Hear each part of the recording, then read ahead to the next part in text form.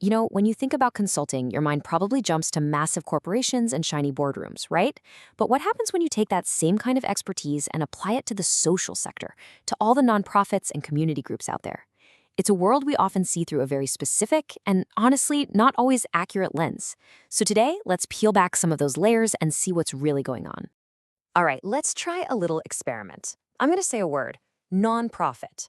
Now, what just popped into your head? For most of us, a whole bunch of images and ideas just surfaced, almost automatically.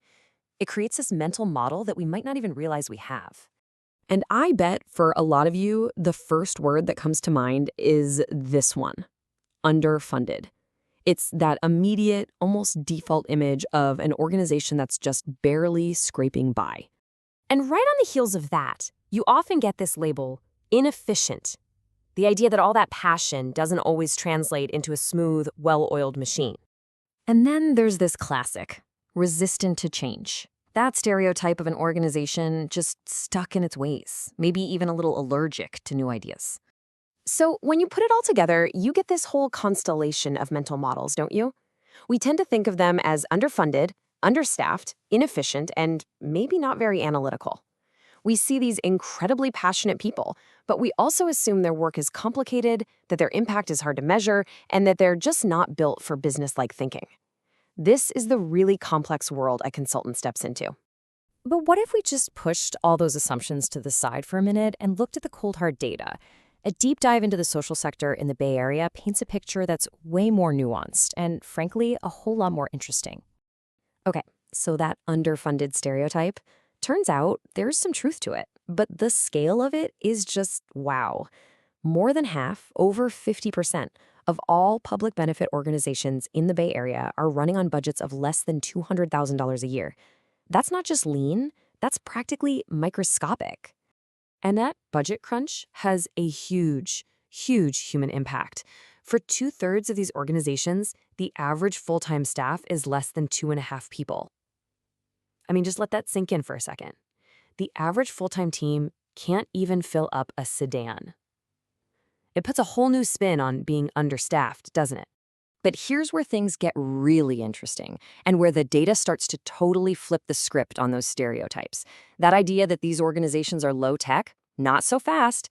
In the Bay Area, a whopping 76% of them have websites. That's 3 times the national average. They're using technology way more than we give them credit for. And that whole resistance to change idea? Well, the data tells a completely different story. More than half of these organizations are actually really young, 10 years old or even younger. They're not these old, dusty institutions set in their ways. Most of them are still in that super dynamic early phase, really grappling with their mission and who they are. Okay, so if the old stereotypes are kind of shaky, what are the real struggles these organizations are up against every day? Well, it turns out their biggest hurdles are complex, they're structural, and they're often invisible if you're just looking from the outside. The stuff that really keeps them up at night are things like executive transitions, especially when a founder leaves. It's the constant pressure of fundraising, finding good people for their boards, and keeping them. It's about adapting to changing communities, managing their finances, and the big one, just figuring out how to be sustainable for the long haul. These are deep strategic problems, not just little inefficiencies. And if you dig down, you find this core tension at the heart of so many of these places. On one side, you have their driving force, pure compassion and mission. But on the other, you have things like deep analysis and evaluation, which can feel like the total opposite of that mission. The feeling inside can be that it's an either-or choice, when really, the goal is to make it both and. And that right there is the sweet spot. That's where a consultant can be a total game changer. Not by coming in and trying to force a corporate playbook on them, but by helping them bridge that gap between the heart of their mission and the smart analytical tools they need to keep it going. This quote just nails it. A lot of people in the social sector are there because they have this incredible passion for a cause. They might not have come up through business school or management training, so that analytical mindset that's kind of the default in the corporate world, it's just not always the first instinct here. So what is this superpower that consultants bring to the table? It's something called analytical competency. It's the ability to use data to actually see what's working and what's not, to use a strategic framework to plan for the future instead of just lurching from one crisis to the next.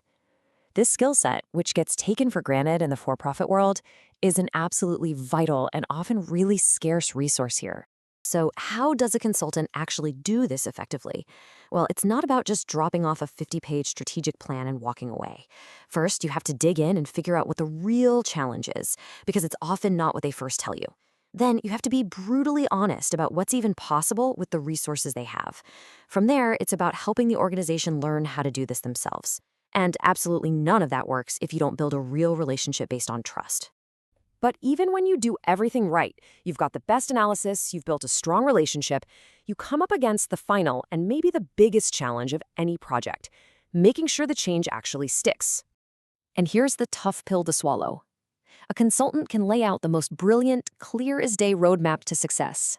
They can shine a spotlight on the path forward, but they can't walk that path for the client. At the end of the day, the organization itself has to own the change and be the one to do the hard work. So that leaves us with the million-dollar question, doesn't it? You can have the most insightful, game-changing plan in the entire world. But how do you make sure it becomes a living, breathing part of how the organization works, instead of just another binder that ends up collecting dust on a shelf?